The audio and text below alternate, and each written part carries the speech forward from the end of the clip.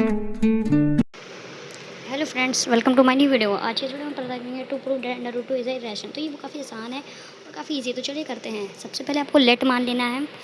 तो जैसे कि मैं लिख रही हूँ, यहाँ पर आपको लेट लिख लेना है।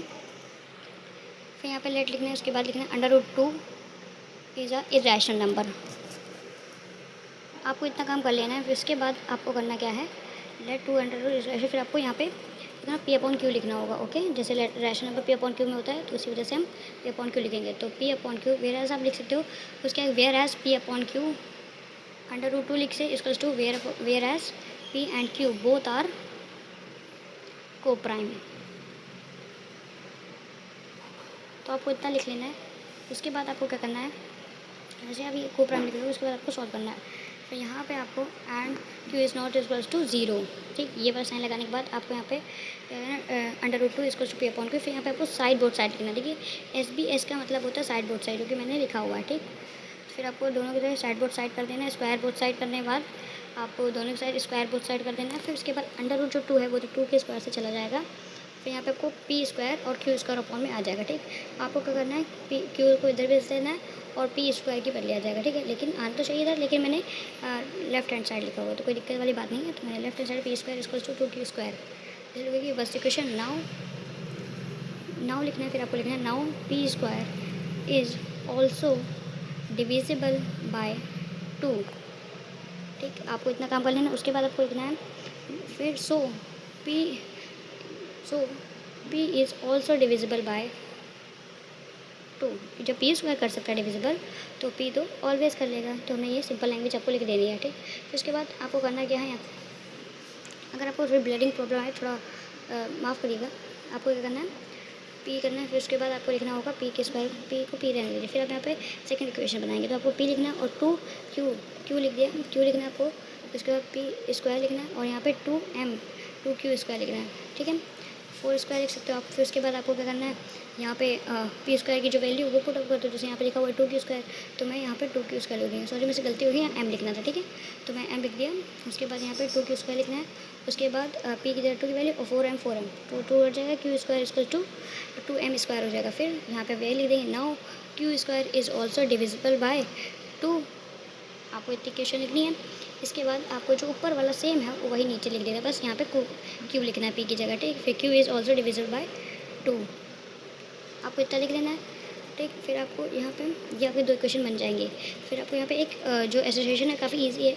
आपको ना चेक सेकंड इक्वेशन और वो फर्स्ट इक्वेशन। यहाँ पे लिखना नाउ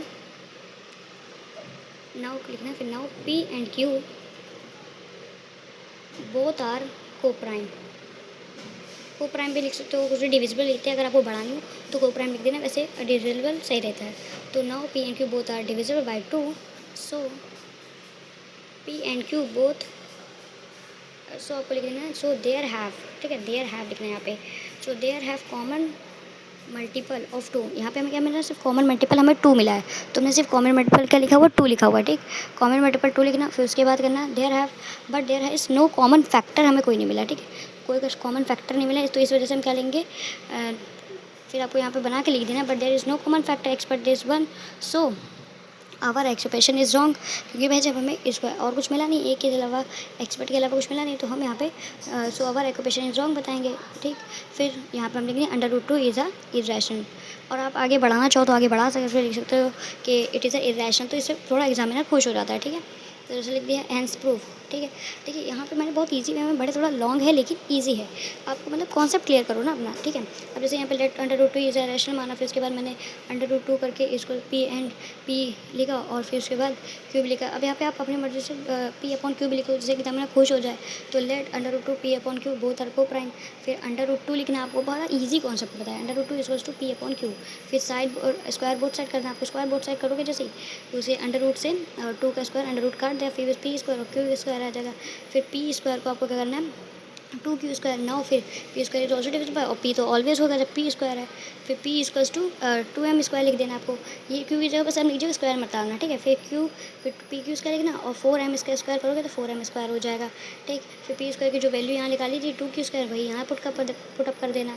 फिर आपको यहाँ पे पुटअप कर देना है, ठीक। आप जैसे ही यहाँ पे पुटअप कर दोगे फिर 4m स्क्वायर, 4m से 2m से 4m कट जाएगा, फिर Q square to 2m square बच जाएगा। फिर आपको यहाँ मान लेना है Q square is also divisible by 2, और तो क्यू तो फिर करेगा जब क्यू स्क्वायर कर रहा है, ठीक। फिर यहाँ पे आपको लिख देना now P and Q both are divisible by 2, so there have common multiple of 2 but there is no common factor except there, हमें ये के अलावा और कोई फैक्टर नहीं मिला है, so our equation is wrong, under root 2 is irrational. तो ये आपको वीडियो ऐसे लगे हमको जरूर बताइएगा कमेंट में। अगर आपको कुछ भी मिस्टेक्स लग रही हो, कोई भी दिक्कत आ रही है तो मैं ज़रूर बताएं, हम अपनी वीडियो में और भी इम्प्रूव करेंगे। अभी तो आशा है कि आपको मेरी वीडियो पसंद आएंगी। आज के लिए धन्यवाद।